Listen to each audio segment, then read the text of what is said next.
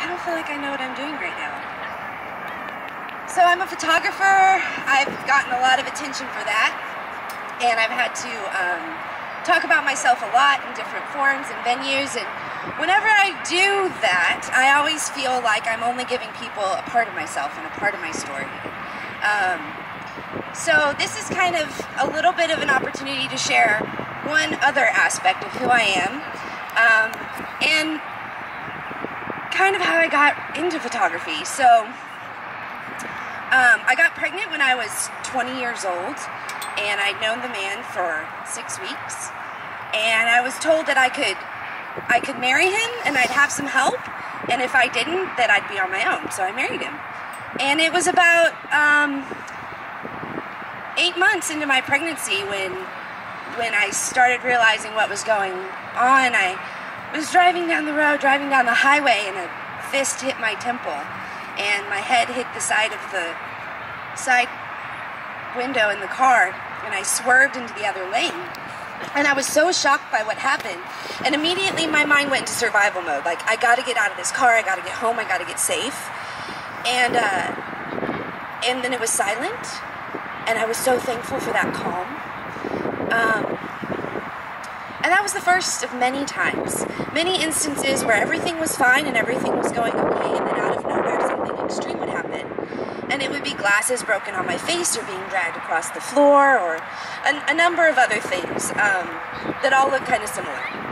And each time, I was just so thankful for it to be over. I was so thankful to have that calm again, and a lot of apologies would follow, and a lot of tears, and a lot of I'm sorry, and just trying to figure out how to survive.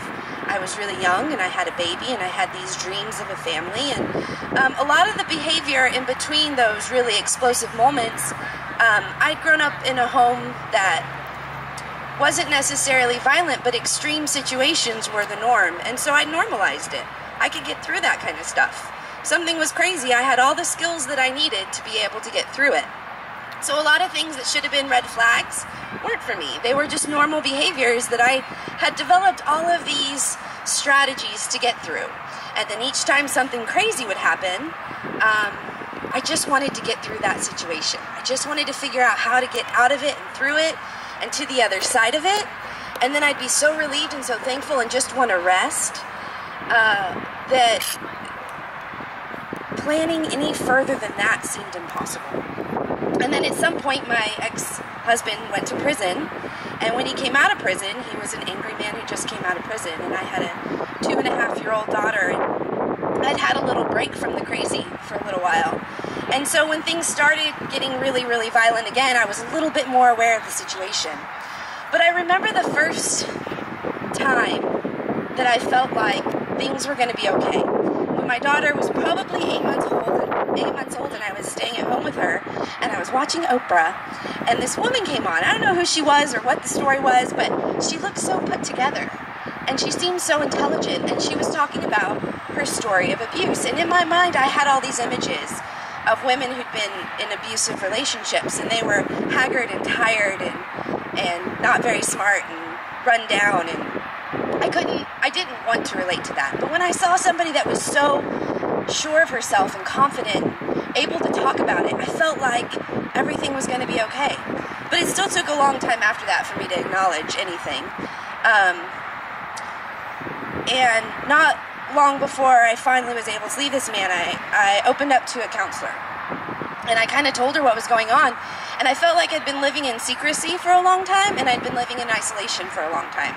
So I had gotten to a point where I didn't want to be around people. I felt like kind of a shell of a person. I felt like if I talked to anybody, I wouldn't be really telling them who I was. They would just be seeing a part of me. I would have to fake it, constantly faking it, constantly presenting some false sense to the world. So when I told the counselor and I opened up to her, it was as if a wall came down. And she helped me create an exit plan and an exit strategy. And I didn't have any money, and I didn't have a job, and I had this false dream of a family. And having to let go of all of that seemed a lot harder than just getting through a couple of, times that a guy hit me. Like, that I can deal with. Having to figure out the rest of my life and how I was going to do it on my own was a lot scarier. But with with a lot of community resources, I was able to do that. And I wish that when I got out of that situation, that would have been the end of it. But something held on emotionally, and a couple years after we'd been divorced, I invited him over for Christmas, and it was about 3 days of just fighting for my life with a very crazy man in my home. Of just super violent situations. By the end of it, everything in my home was cut up to shreds, and I was full of bruises, and I called the officer once I was able to get him to leave my home. And I was told by the officer that I needed to let less men in my life, and that I needed to really watch how promiscuous I was. So I spent about another 6 months dealing with the justice system and trying to get a restraining order, and constantly being told, well, you know, your story that you told us the first time, there's this word here where you used and instead of but, and now we don't know if you're telling us the truth. So eventually I just had to resign to the fact that my safety was in my own hands. So I learned how to fight. I became a really good fighter. And I used my camera as a way to enter back into the world. I was terrified of people. I was terrified of having conversations. I was terrified of looking at people in the eye. I just constantly felt like who I was, I could never share, and I could never be accepted. So with my camera, it was an easy introduction. I could take somebody's picture, I could show them the picture, and that was my way of sort of slowly coming back into the world and slowly being around people. The first few times I remember shaking, having to photograph an event and being completely terrified. But it worked. Eventually it worked. Really good therapists helped as well. And after a little while, I started to sort of remember who I was. And I spent a long time using photography to help me, using fighting to help me, but also numbing my world out.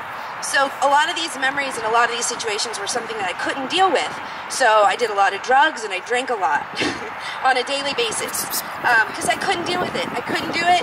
Every time something would come up, I had these really great tools to just numb it out and numb it out and numb it out.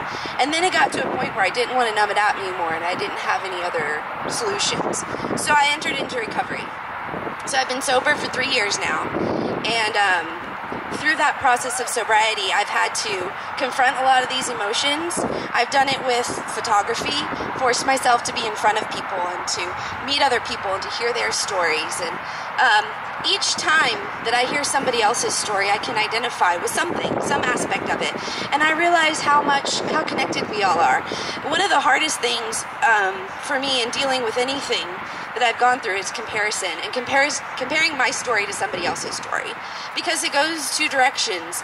It's either, well, everything I've been through is not really that big of a deal. This person has it worse, or that person went through more. This situation was more extreme, so I really need to just like toughen up and get through it. Or I go to the other side of, well, they have never been through anything. They don't want to hear what I've been through. They're never going to relate to me. They're never going to understand. So instead I had to learn how to relate myself to other people's stories and stop comparing myself to what other people had gone through. And it made me realize we're all kind of in this together. We all kind of share these bits of brokenness and these little heartaches that we all go through. And then the other thing I really had to rid myself of was shame. And I think that was the hardest thing to get out of the situation, the marriage that I was in. I was so full of shame, and I was so worried that if I told anybody my story, the reaction was going to be pity. And that's the last thing I wanted or needed, was somebody to feel sorry for me. I already felt sorry for myself. I wanted somebody to empower me, to not sit there and go, you know, you really are in a bad situation. You really need to figure out how to get out of this, and try to tell me, you know, how wrong I was. I already felt horrible for being in the situation that I was in. But when I was able to remove some of that shame and go ahead and open up a little bit, I was able to get what I needed out of that. And that's constantly the struggle for me, is removing the shame in my story and realizing that I'm not seeking pity, and if that's not what I'm seeking, that's not what I'm going to get in return. But by opening up even a little bit, sometimes being able to have somebody else relate is healing for me, and it can be healing for someone else. And I know other people sharing their story is what made me realize that I didn't have to carry shame and the weight of shame with me. that I could be one amongst many and not be above or below, but just the same as everyone. And that story might look different at some times, or it might look exactly the same, but learning how to not compare myself, my story, my situation, and learning to remove the shame.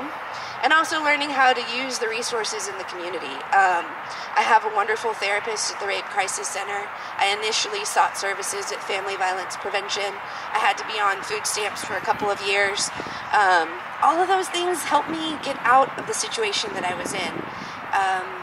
They were useful and helpful, and now I get to have all of these accolades, and my work is recognized all over the place, and it's really exciting and it's really fun, and sometimes I just want to be like, but you don't know what I had to go through to get here, and that's okay, not everyone needs to know, but it's sometimes exciting to see the hope that's come out of a situation that felt so hopeless and destitute, and that I don't have to live like that anymore. Thank you.